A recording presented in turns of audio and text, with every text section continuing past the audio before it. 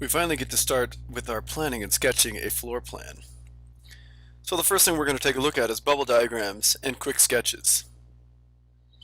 If I want to design a small one-story dwelling for a single person, I first want to make sure that the design includes a great room around which all other design elements are focused. So this is called a bubble sketch. I'm going to draw a circle on some paper, which is what you're going to end up doing before you start your design.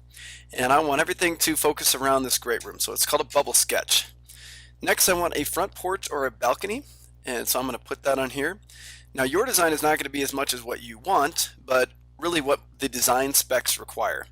So I'm going to put a porch on this. It's sort of what I want. Then I want the design to include a large master bedroom. So I'm going to put that off to the side here, away from the front window at the front of the house, because that's where the porch is.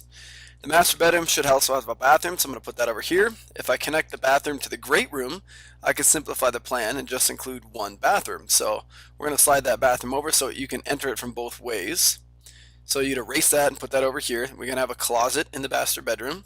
I'm going to add a kitchen over here and a dining room that's kind of also connects to the great room.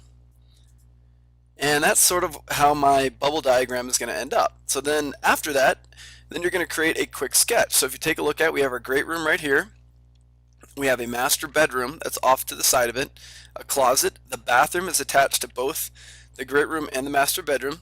And we have a kitchen and dining room. So this is a very small home, single bedroom. So it has a shared bath so that you don't have to have additional plumbing and fixtures, and it's a little bit less expensive to do that.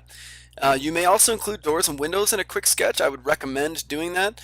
And here we have a couple windows in the back side of the bedroom, one out of the dining room, which would make sense. Usually you would put a window over the kitchen sink. This one does not show one. To me, that is a not very good design. Almost in every case, you're going to have a window over the kitchen sink, something important to remember. And then a couple windows in the living room, one over the front porch, and then here's your front porch here.